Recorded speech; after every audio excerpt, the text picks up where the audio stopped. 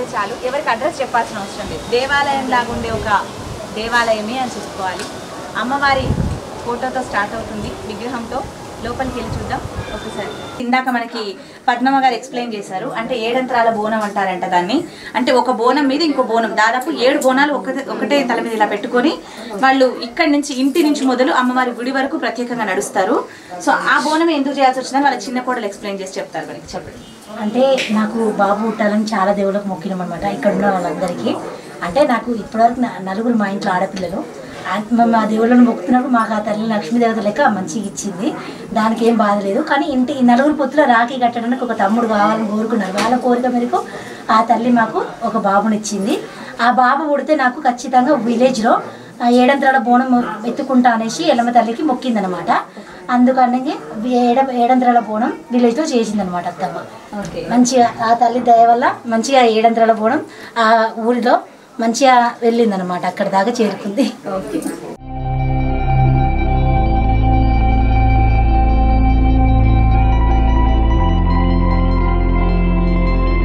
పద్మమ్మ గారి మొదటి శిష్యురాలు, 400 మందిలో మొదటి శిష్యురాలు ఇందాక మనకు చెప్పారు, కానీ ఇప్పుడు మనం చూపిస్తున్నాం.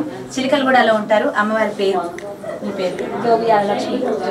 జోగి ఆలక్ష్మి. ఫస్ట్ అమ్మ దగ్గర ఉపదేశం తీసుకొని 20 సంవత్సరాలు అవుతుంది. ఇట్లనే మా అమ్మ ఎప్పుడు ఇట్లనే బోనాలు చేస్తుంది, మమ్మల్ని మంచిగా చూసుకుంటుంది. ఎక్కడ పోయినా మమ్మల్ని కాదన్నది మా అమ్మ. ఇప్పుడు మమ్మల్ని మంచిగా అంటే తీసుకుపోయి అందరు అమ్మవార్లకు బోనం వేసుకుంటుంది. భువనగిరిలా, బల్కంపేటలా, కొమరేళ్ళలో అయితే ఇంకా దండిగా చేస్తుంది మా అమ్మ. మీరు మీ ఇంట్లో చేసుకున్న తర్వాత ఇక్కడికి వచ్చేస్తారు? ఇంకా ప్రతి ఇంట్లో చేసి అమ్మ దగ్గరకు వచ్చి కంకణం బొట్టు అమ్మకొప్ప చెప్పి మేము కంకణం బొట్టు తీసుకొని మా ఇంట్లో బోనాలు ఎత్తుకొని వాళ్ళ అమ్మ కలుపుతాం గుడి దగ్గర. మీ గురించి అయితే ప్రత్యేకంగా చెప్పారు ఇందాక, అందుకే మీరు రాగానే మేము చూపించాం. మా అమ్మ దయ, ఎల్లమ్మ దయ, సమ్మక్క తల్లి దయ, గురువమ్మ దయ, ఎప్పటికి ఇట్లా ఉంటే మేము ఇంకా మంచిగా ఉంటాం.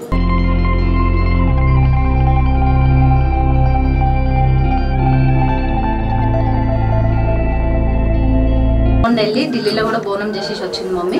ఇవన్నీ ఫొటోస్ అక్కడివే, ఢిల్లీ బోనంవి. పైవి ఆ పై ఫొటోస్.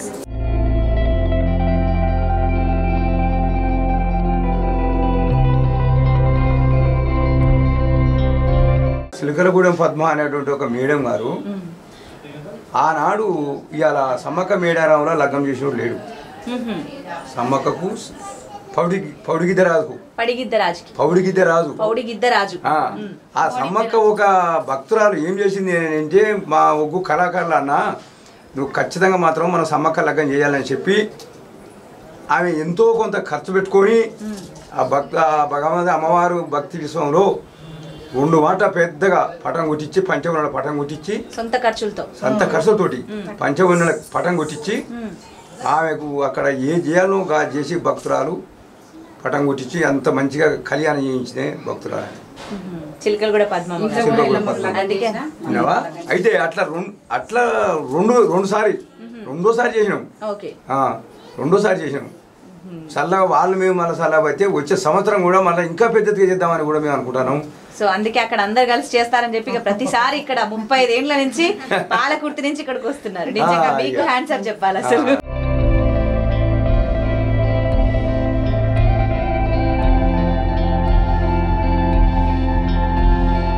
పద్మమ్మ గారి గురువు పేరు యాదగిరి గారు. తన గురించి చెప్పండి. ఈయన మా అమ్మ వాళ్ళ గురువు, నవపేట. కాలం చేసింది ఆయన, ఇప్పుడు లేడు. తర్వాత నెక్స్ట్ ఆయన బియ్యము అప్పచెప్పడము, ఇక్కడ రేవతమ్మకు అప్పచెప్పేదమ్మ. గురువు అంటే వేరే వాళ్ళకి ఎవరికి, మనకు మామూలు వాళ్ళకి ఇవ్వద్దు అనమాట. ఆయన వారసత్వం కింద రేవతమ్మకి అప్పచెప్పింది. ఇప్పుడు రేవతమ్మ కూడా కాలం చేసింది కాబట్టి ఇప్పుడు నెక్స్ట్ శ్యామలమ్మకి చేస్తుంది. ఆమెకి శ్యామలమ్మ, జోగిని శ్యామలమ్మ గారు. జోగిని శ్యామల.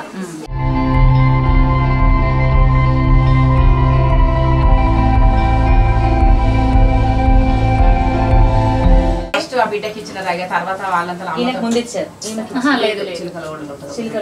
బిడ్డకి ఇచ్చిన తర్వాత చిలుకో పెద్దకో అట్లా ఇచ్చుకుంటూ వచ్చిన బిడ్డ వాళ్ళ మంచిగా అయితే అంటే ఒకళ్ళ తరఫున ఒకరు చాలా అంతమంది అయ్యి బిడ్డ. నాకు తెలియకుంటే అంతమంది అయ్యారంటే ఆ తల్లి పవర్ బిడ్డ. తల్లి అసలైతే దేవిని మాత్రమే ఇదంతా.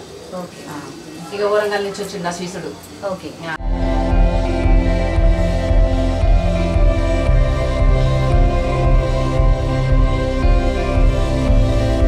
బోనం రెడీ అయిపోయింది.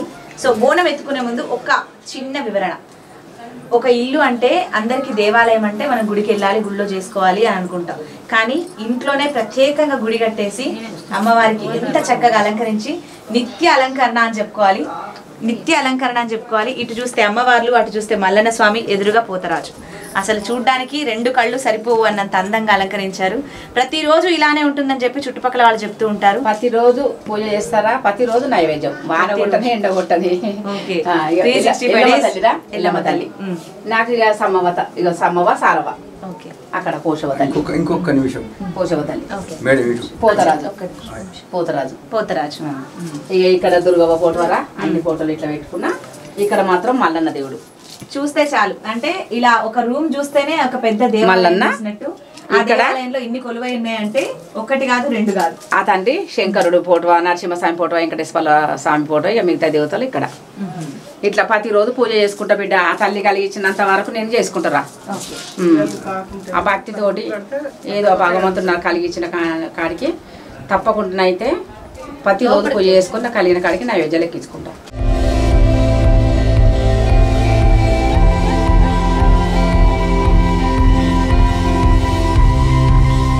నాగారం ఉంటుంది నా బిడ్డ ఇంకొక పెద్ద పొమ్మని అందరికి ఇట్లా అంటే తెలుస్తుంది అన్నట్టు. ఆ బిడ్డ రాలేదు, తర్వాత ఈ బిడ్డ చిన్నవాడలోనే ఉంటుంది. చిన్న అని బాగా పేరు ఉంటుంది మా దాంట్లో.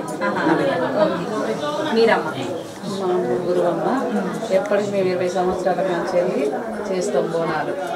దాదాపు 20 సంవత్సరాల నుంచి ఇక్కడికి వస్తున్నారు. 20 సంవత్సరాల నుంచి వెళ్ళి చిలకలగూడలో బోనాలు చేస్తాము. మంచిగా మా అమ్మ దయ వలన ఇప్పటి వరకు అయితే అందరం మంచిగా చల్లగా ఉన్నాము. అది అమ్మవారికి ఎప్పటికీ బోనాలు చేస్తాము. మా అమ్మ గురువమ్మ మాకు ఎప్పటికీ చల్లగా చూస్తుంది.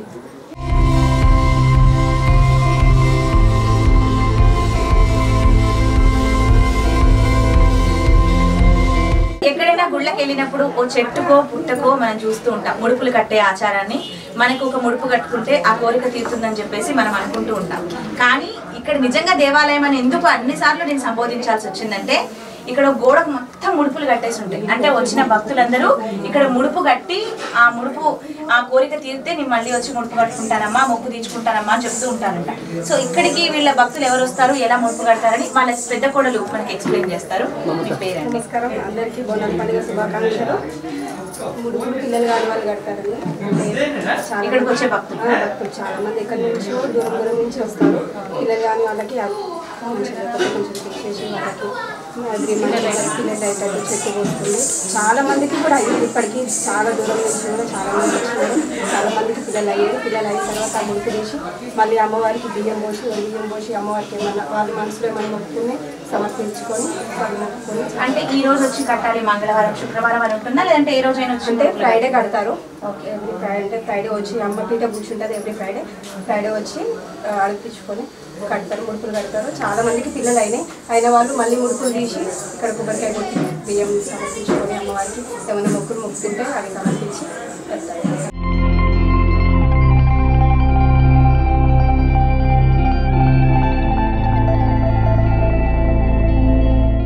ఢిల్లీ నుంచి ఇక్కడికి, మళ్ళీ వరంగల్ నుంచి ఇక్కడికి, ఎక్కడెక్కడి నుంచో తెలంగాణ వ్యాప్తంగా మీ దగ్గరకు వస్తున్నారు. అంటే మీలో నిజంగా గొప్ప పవర్ ఉంది. అందుకే నేను కూడా వచ్చాను. సంతోషం. థ్యాంక్ యూ అమ్మ. బోనం అయితే రెడీ అయిపోయింది. ఇక బోనం తీసుకొని బయలుదేరడమే మిగిలింది. కానీ అంతకన్నా ముందు ఓ ప్రత్యేక ఘట్టమనే చెప్పుకోవాలి. అది ఆ ప్రత్యేకత ఎవరికి లేదు అనే కూడా చెప్పాలి. ఇక్కడున్న ఏరియాలో ఉన్న పీపుల్ అయితే అది చూడడం కోసం కొంతమంది మీ దగ్గరకు వస్తారు. ఎలా వెలిగిస్తాం ఎలా అని కాదు, అది ఒక రివీల్ చేయని మ్యాటర్ అని చెప్పాలి. అప్పుడే చూపిస్తాం.